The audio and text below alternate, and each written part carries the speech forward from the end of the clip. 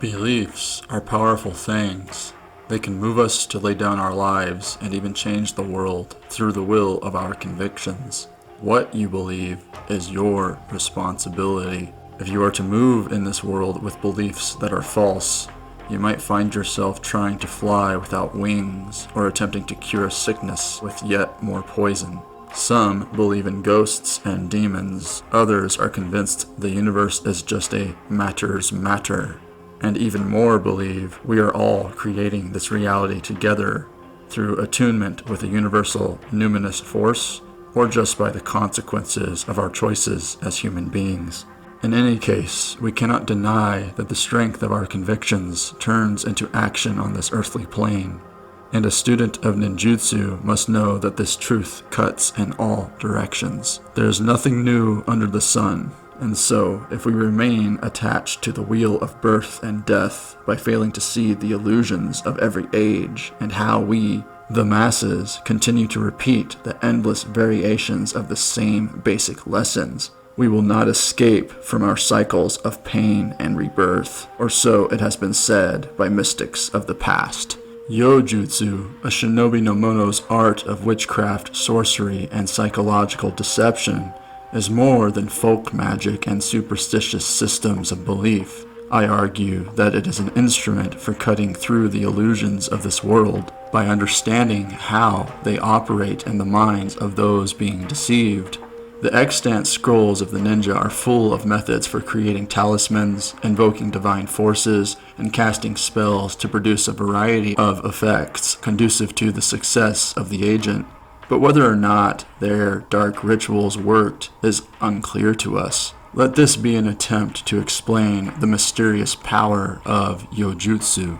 To begin, we must recognize that the belief systems of Japan are the substance through which Yojutsu operates. These systems of belief include the animist deity religion known as Shinto, which paints reality as a place where numerous kami, or nature deities, interact with humankind. Then there is Buddhism and Shugendo, the latter translated to mean the way of power, through which practitioners develop their bodies, minds, and spirits by seeking out and propitiating the spirits of nature with ritual and ascetic practices. Shugendo is a syncretic religion, resulting from a synthesis of Shinto, Buddhist, and folk religion beliefs. Ryoe Takagi of Seigakuji Temple states that one of the objectives of the religion is to recover true humanity. A Shugenja, or Shugendo practitioner, seeks to revive the human qualities of benevolence, compassion, and empathy by undergoing a death and renewal process.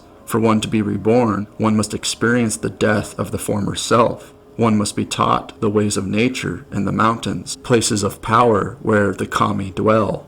Just as water flows down a mountain and nourishes the fields of agriculture upon which people of the earth depend, what a Shugenja receives in nature is to be brought back down the mountain to benefit humankind. Within Shugendo, there is great gratitude for nature and for what it has given us.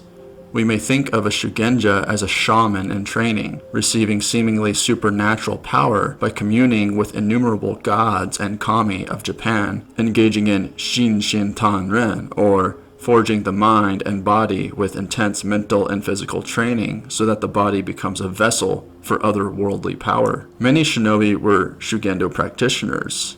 Now, if you believe there are spirits all about you, as many of the people of Japan still do, there will exist in your psychology the superstitious template upon which Yojutsu will carry influence within the psyche. This is an essential point to consider. What you believe may be used to cut against you. What you don't believe may produce ignorance with regards to how unseen realms make impressions on physical reality. Magic, or majutsu, a component of Yojutsu, is the application of beliefs and practices to influence the supernatural and physical realms. Within the domain of magic, there is always an element of human psychology at play.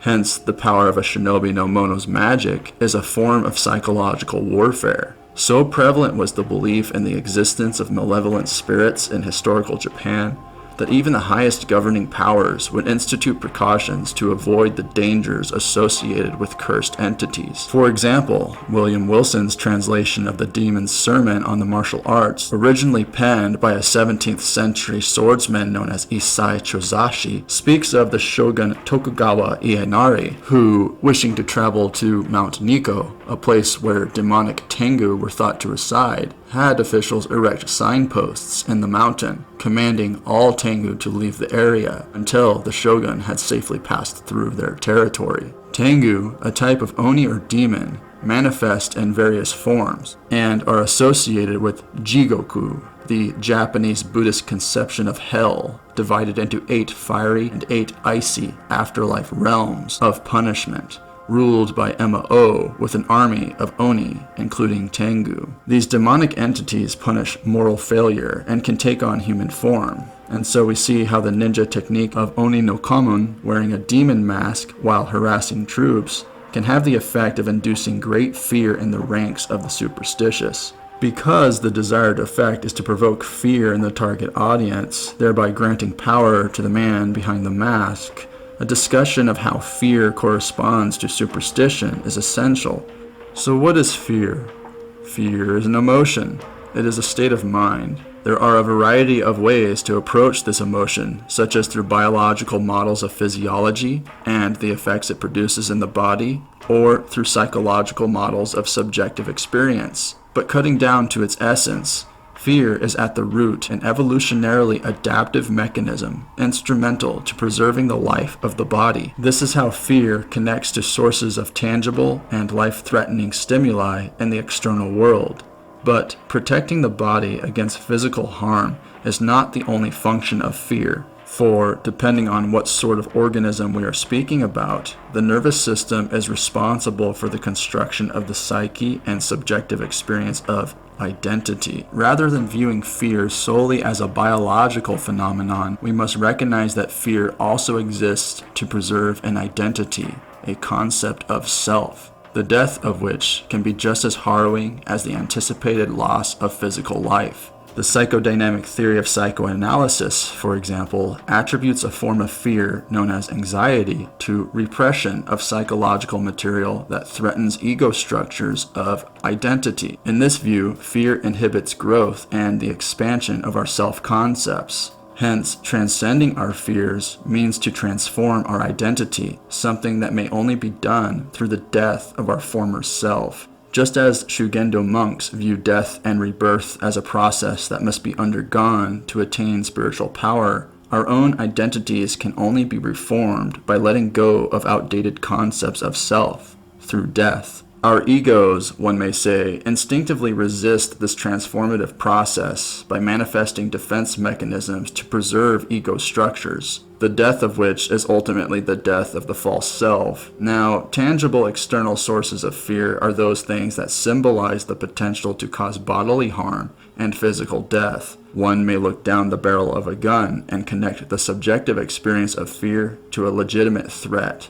But in the case of anxiety, the source of fear is not readily identifiable without insight into the identity structures of the individual. But both tangible and intangible sources of fear are inexorably tied to the specter of death and the loss of control and identity that death, in a metaphorical and literal sense, represents. In acquiring an understanding of how the fear that Yojutsu subdisciplines of a shinobi may induce in a target audience, we must also recognize that fear is a contagion. It spreads from person to person, through information channels of speech, tone, facial expressions, and symbology that whisper to our primal instincts of survival. Furthermore, our cosmologies of afterlife realms, created, one might say, to cope with the unknowns of death, only serve to preserve the grip of fear on our psyches, as we no longer have to worry about just physical death, but also the survival of our soul in the halls of judgment in the afterlife. Hence, we now see how Yojutsu can have a powerful effect on the person if we know what they believe and why they believe it. For example,